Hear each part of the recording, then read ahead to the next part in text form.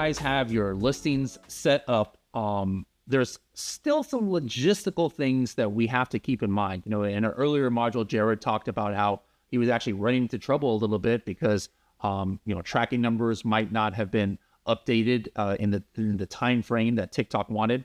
Now, let's just talk about, I think, correct me if I'm wrong, there's kind of like 3 basic ways you can fulfill orders on TikTok. There is like fulfill by merchant. I'm not sure if that's what they call it, where that's what I do right now currently myself, where if I get an order, I've got my warehouse, I just see the order, I ship it out, upload the tracking number, or I can buy the postage from TikTok if I wanted to. And then there's fulfilled by TikTok, which is like FBA.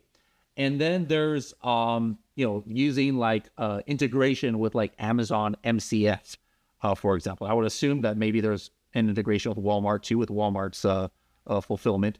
But you said earlier in an earlier module, you guys exclusively use FBA or MCF in order to fulfill your TikTok orders? We do the majority with MCF. And so we're shipping probably 80% of our orders MCF right now. And then we have a warehouse in Wichita. So we're doing some shipment by seller. And then, and so that's where... Why the difference? Like, is it newer products that aren't in FBA first, you fulfill yourself, or why would you not exclusively do MCF?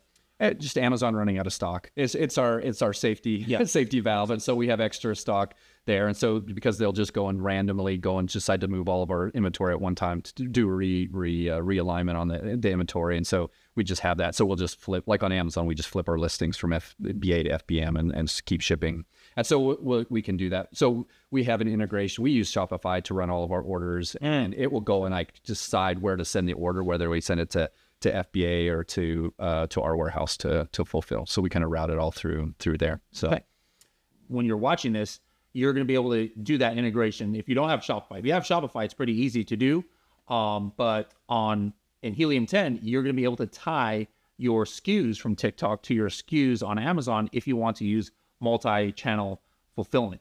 Now, as we mentioned, you know, before you were having issues with the tracking number, what is the TikTok requirement? Like, when an order comes in, how long do you have to enter a tracking number there? So this is a big difference between TikTok and Amazon. So with Amazon, as soon as, like, if you're shipping as a seller, you create that label and Amazon shows it shipped, right? Yeah. So it checks that box. For TikTok, you've got to get a first scan with a shipper. So either USPS or UPS, they actually have to scan it. You can't just create the label. So the dispatch is based upon that first scan. And so that was the big problem that we had.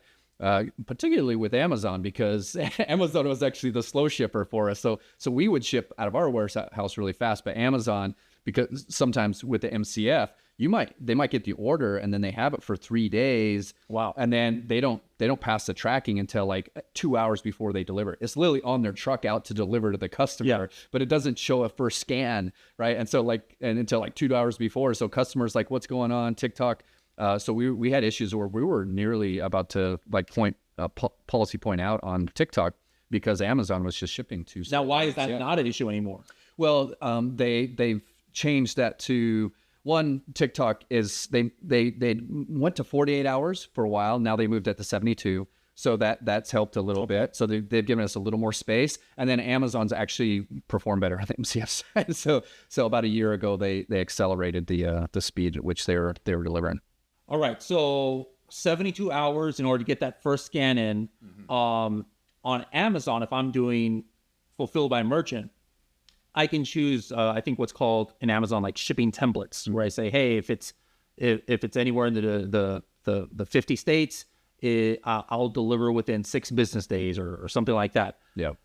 Do you have that option to like decide what your displayed shipping times are, or does TikTok say, hey, no matter what, in the 50 or in the continental states, you have to deliver within X time?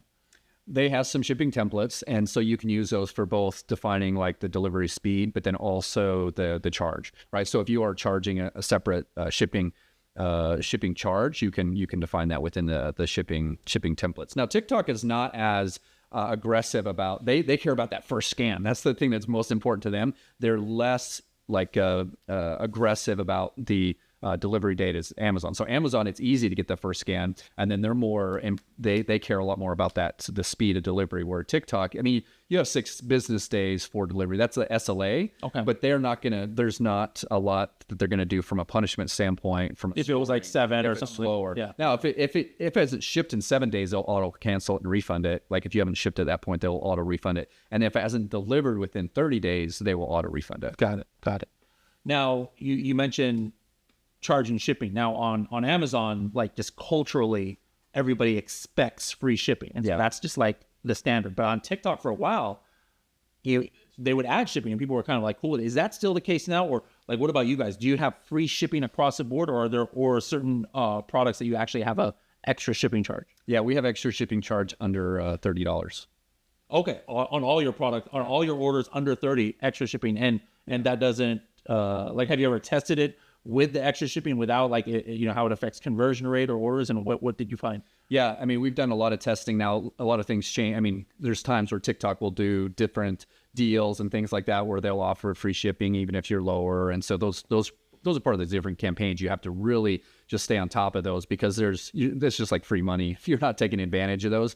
We see a cost or a sales decrease as we've moved that up, but it was really just about a profitability, like maintaining the profitability. And so yeah, we could have the sales lower, but we saw about probably 6 months ago, you saw a lot more people start to charge that shipping for the lower amount. TikTok used to have a lot of subsidies, so pretty much they were just free shipping for anything, and then they gradually increased those thresholds for the subsidies, and then they really just got rid of most of them. So there's like no more subsidies and kickbacks and stuff for the shipping. No. I remember people were like double dipping. They were yeah, it was amazing. It was like you had your product price $30.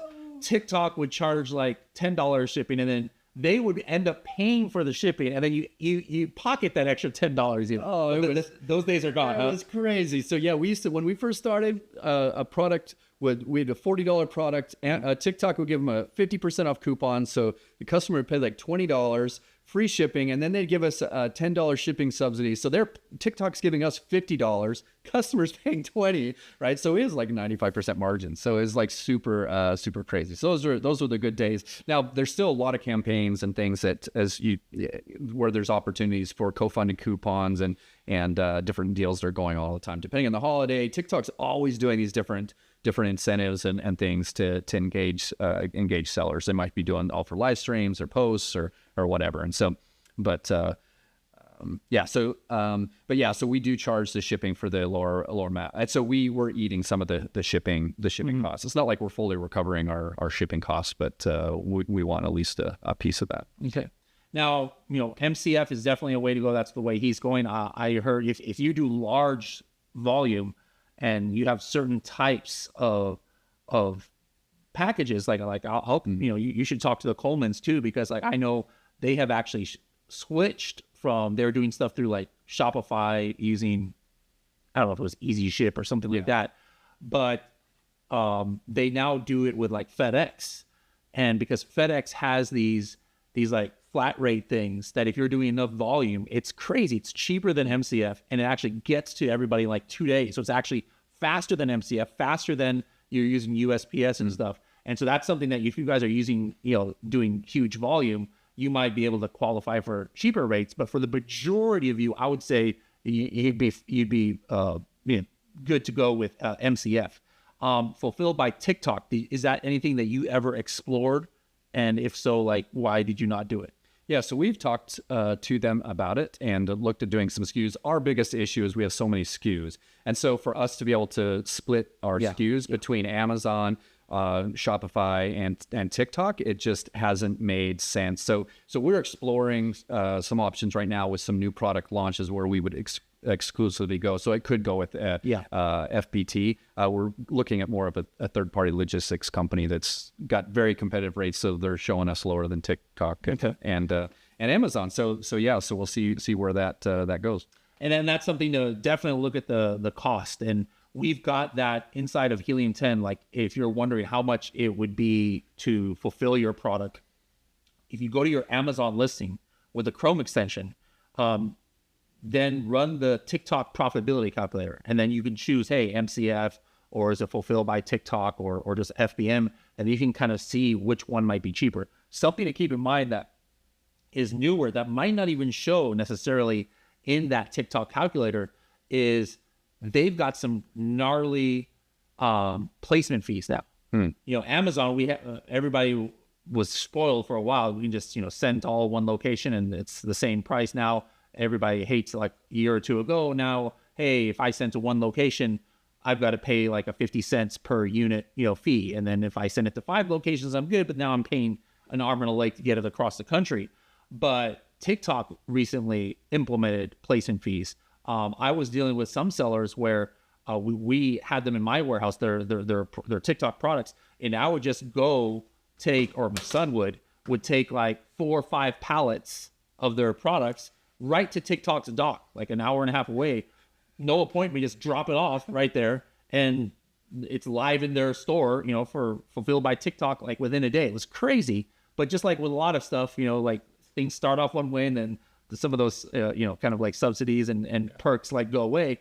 Now, from him, it's even a higher placement fee than Amazon. And so like he's actually saying, you know what, it's actually better for me to go like FedEx or another route. So some people fulfilled by TikTok is going to be better. Some people MCF might be better. Some people FBM. Others, like might be a logistics company. Just make sure that you kind of like look at each of these methods and then make the best decision for your company. Now, on the customer side, we talked about, okay, I'm expecting to order within, 6 days and things. What's the return policy like from a customer? On Amazon, I think you have like 30 days, and then it's kind of like you can pretty much return it almost for any reason. What's a general policy on TikTok? It's similar. So you have 30 days on TikTok to return the product. We do have issues where their system's not like super great. So we have people that will ship something that's within the 30 days, but by the time it gets to us, that's outside the 30 days. And TikTok's system is pretty immature in a lot of ways. Once you're outside that 30-day window, you can't give them a refund even though you got the product. Whereas Amazon, you can. You go give them a full refund or a partial refund. TikTok, it's like an all or nothing. And if it's outside that 30 days, you can't give them a refund, which is very difficult from a customer experience. It's not really good from a customer experience standpoint, because sometimes we want to give them a refund, but we're not able to. And so we'd have to do something like outside of the system to be able to give them a refund. Okay. And then, so obviously you're shipping from MCF, but then you set the return addresses like your own warehouse. Yeah. And then you look at it to see if it can go back into inventory underwear. That's kind of like, I'm not sure. I'd be like, I don't know if we can chance that. We don't do that. So we take all of our inventory back. We inspect it if it's been worn. We get a lot of returned product that have not been used, but we don't want to reship it, and so we donate to homeless organizations around the U.S. So we've got Oklahoma, Kansas. We're pretty much like filling up the whole Midwest with the homeless people there have some pretty solid underwear. So probably 20,000 units we gave away last year. Wow. So yeah, to homeless organizations. You got 20,000 returns? Yeah. So I mean units. So I mean as far as like individual pieces. Yeah. So we do 3-packs, 4-packs. Oh, okay. Yeah. Wow. How curious, just in general, you just made me think of another question. I'm sure you look at your return rate on Amazon. How is it on TikTok, percentage-wise of your total orders? Is it more or less than Amazon? TikTok's a lot lower. So we're like 1.3% return rate on 1.3% for an apparel. Yeah. That's insane. Yeah. Our stuff is really good. What are you talking about? No, but still, like anything with apparel, like how do you know? Like you don't know the pouch size, necessarily and stuff. Like, is this gonna fit me? Or that's unheard of for apparel. Like, what is it on Amazon for you guys? In between 5 and 8%. That's still pretty good. You see, 5 and 8% is pretty good for apparel, but then 1% is like, see, that's good because I think Amazon has made the culture so bad. Like, we just return it for any reason at all. And that's nice to hear that TikTok is not like that. Interesting. Yeah. And so that happens. I mean, for us, we want to make sure our customers are taken care of. And so like if they have an issue with the sizing, we encourage them not to do a return just because of the cost and everything. And we'll just ship them another product because we want to help that customer find the right size and help lock them in, especially men, because they're loyal and lazy. And once they got a size that works for them, they'll just keep ordering. And so that's something we do. And so that's not necessarily reflected in that return rate where we're sending replacements that they didn't necessarily return. So it's a little higher than that, like as far as like the cost of supporting those customers. But all right, so now you've got your logistics hopefully set up. Next step is getting your first order. So in the next module with Jared, we're going to talk about that.